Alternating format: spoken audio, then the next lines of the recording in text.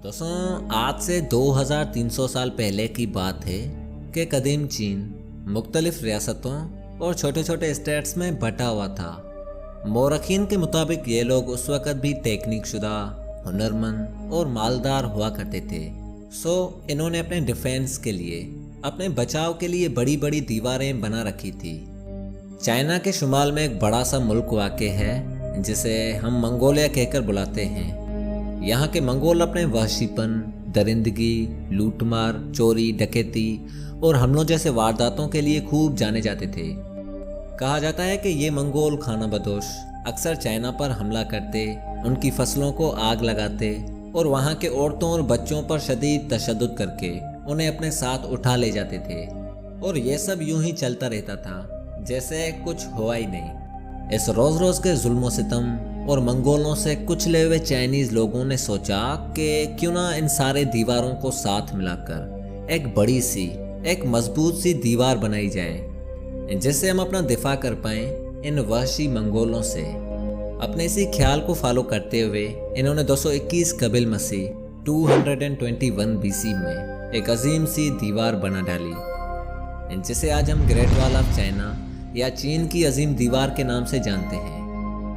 दोस्तों इस दीवार के बारे में काफ़ी कहानियाँ और अफसाने मौजूद हैं। कुछ अफसानों के मुताबिक इस दीवार को बनाने में करीब 4 लाख लोगों ने अपनी जान गंवाई। उन्हें जिंदा इस दीवार के अंदर गाड़ दिया गया। चाइनीज़ भाषा में कहावत मशहूर है कि इस दीवार के ऊपर ज़रा आहिस्ते चलिएगा क्योंकि इस दीवार के हर ईंट के नीचे किसी चाइनीज़ मजदूर का जनाजा पड़ा हुआ है। क्या वाकई दोस्तों 4 लाख लोग इस दीवार के अंदर गाड़ दिए गए थे? आइए जानते हैं आज के इस वीडियो में। The Great Wall of China. It's been studied for decades, but now new technology is revealing its secrets like never before. This is ancient China as you've never seen it before.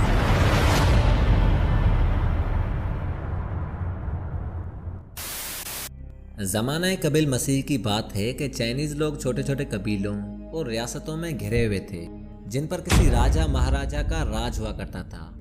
पर 221 BC में जब चिन royal family power में आई तो उन्होंने सारे states को साथ मिलाकर एक चाइना की बुनियाद रखी। चिन शी हुआन पहला वो इंसान था जिसने इन सारे स्टेट्स को इकट्ठा करके एक अजीम दीवार बनाने का काम शुरू किया। स्टार्टिंग में इन्होंने छोटे छोटे दीवारों को साथ मिलाकर 5000 किलोमीटर तवील ये दीवार बनाई। उसके बाद मुख्तलिफ खानदानों और बादशाहों के ज़ेरे निगरानी में इस दीवार को बड़ा और मजबूत किया जाने लगा। कहा जाता है कि इस दीवार के ज़्यादातर हिस्से मिंग रॉयल फैमिली के दौरान बनाए गए थे, between 14 to 17th century. Ming family ने दीवारों की मुरम्मत और मजबूती के लिए काफ़ी सारे वसाइल वक़ुफ़ कर दिए। एक अंदाजे के मुताबिक मिंग खानदान ने करीब 8850 किलोमीटर तवील दीवार बनाई। चूँकि दोस्तों ये दीवार कोई एक दीवार नहीं है पर बहुत सारे दीवारों का एक कलेक्शन है, ये थोड़ा मुश्किल होगा कि इनकी टोटल लेंथ मालूम की जा सके। पर 2012 के एक सर्वे के मुताबिक अगर हम इन सारे दीवारों को कंबाइन करें, जोड़ दें तो इनकी टोटल लेंथ हो सकती है 21,196 किलोमीटर्स। वैसे अगर देखा जाए तो चीनी तारीखों में लफ्ज़ लांगवाल या ग्रेट वॉल हमेशा से ही रहा है। लफ्ज़ लांगवाल सीमा क्यान के रिकॉर्ड्स आदि ग्रैंड हिस्टोरियन में भी ज़ाहिर होता है जहां उसने वारंग के शुमाल और दरमियान में बने हुए अलहदा अजीम दीवारों का हवाला दिया है।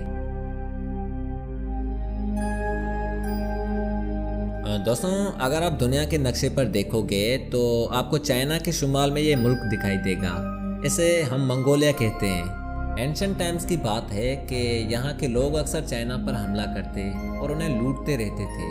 1234 में मंगोल एम्पायर के बानी चंगेज़ खान ने भी चाइना पर हमला किया था। उसकी फौज अजीम दीवार चीन को रौंद कर चाइना में दाखिल हुई थी। चाइना पर कब्जा जमाने के बाद चंगेज़ खान ने चीन में मौजूद चिन खानदान का तख्ता उलट दिया और चाइना में मंगोल सल्तनत की बुनियाद रखी।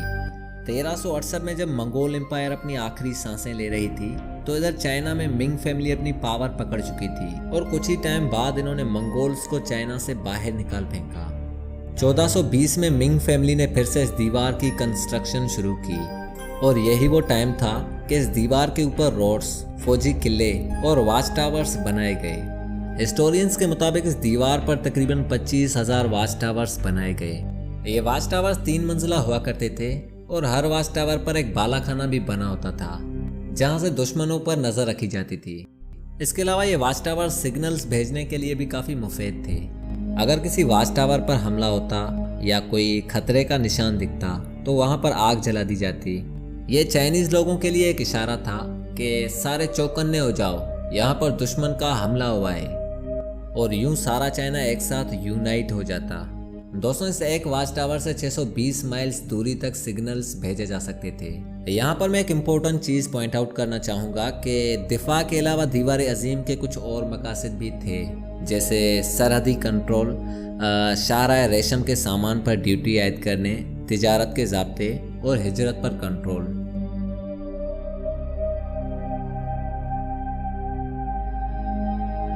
दोस्तों, एम्परर चिन शी हुआन एक जालिम इंसान था। इसी के ज़माने में लोहे के हथियार पहली बार बनाए गए थे। हिस्टोरियंस के मुताबिक चाइनीज़ लोगों पर दीवार बनाने के लिए काफ़ी फोर्स किया जाता था, उन्हें तकलीफ़ें दी जाती थी। चिन शी हुआन ने चाइना के टोटल पॉपुलेशन में से हर तीसरे इंसान को इस दीवार के कंस्ट्रक्शन में लगा दिया। कहा जाता है कि इस दीवार को बनाने में करीब 8 लाख लोगों ने काम किया था, जिनमें 5 लाख आम शहरी थे और 3 लाख फौजी। दोस्तों, चीनी पहले से ही 8वीं और 5वीं सदी कबिल मसीह के दरमियान दीवार बनाने की टेक्निक से वाकिफ थे। इस दीवार के कंस्ट्रक्शन में रेत, पत्थर, चूना, लकड़ी और ईंटों का इस्तेमाल किया गया है, और कहीं कहीं इन ईंटों को मिलाने के लिए चावल का गूंदा भी इस्तेमाल किया गया है।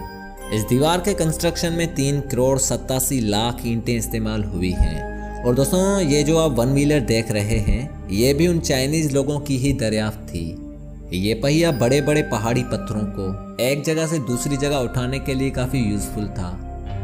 दोस्तों, इस दीवार का टोटल वज़न 5 करोड़ 80 लाख टन बनता है। इसे आप पूरी दुनिया की सबसे हैवीएस्ट चीज़ कह सकते हैं। एक एस्टीमेट के मुताबिक इस दीवार पर उस ज़माने में जितना खर्चा किया गया था, अगर उन्हें आज के ज़माने में कन्वर्ट किया जाए तो इसकी रकम $95 बिलियन बनती है, $95 बिलियन।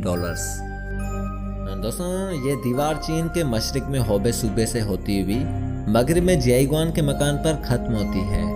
यह दीवार कई जंगलों, मैदानों, पहाड़ों और कई घाटियों से क्रॉस करती है। जियाईगुआन के मकान पर एक अजीम दर्रा भी मौजूद है जो 1539 और 1772 के बीच मिंग खानदान ने तामीर कराया था। इस दर्रे के मुतालिक एक चीनी माहिर इंजीनियर की कहानी भी बहुत मशहूर है। चीनी इंजीनियर ने दर्रे की तामीर के हवाले से हिसाब लगाया कि दर्राई जियाईगुआन के तामीर के लिए 99,999 ईंटों की ज़रूरत है। चीनी हुकाम को इसकी बात थोड़ी मिस्टेरियस लगी, उन्होंने इसे कहा कि अगर इस नंबर से 1 ईंट कम या ज़्यादा हुई तो आपको अपने मजदूरों के साथ 3 साल जेल की सज़ा भुगतनी होगी। तामीर मुकम्मल होने के बाद लेकिन 1 ईंट बची रह गई। जब हुकाम ने से इस ईंट के बारे में पूछा तो इंजीनियर ने इन्हें निहायत खामोशी से जवाब दिया कि यह ईंट यहाँ पर कोई देवता रख गया है। अगर इस ईंट को यहाँ से छेड़ा गया तो पूरा जियाईगुआन का दर्रा नीचे गिर जाएगा, और उसके बाद इस ईंट को कभी किसी ने हाथ तक नहीं लगाया। और देखें कि ये ईंट आज भी वहाँ पर वैसी की वैसी पड़ी है।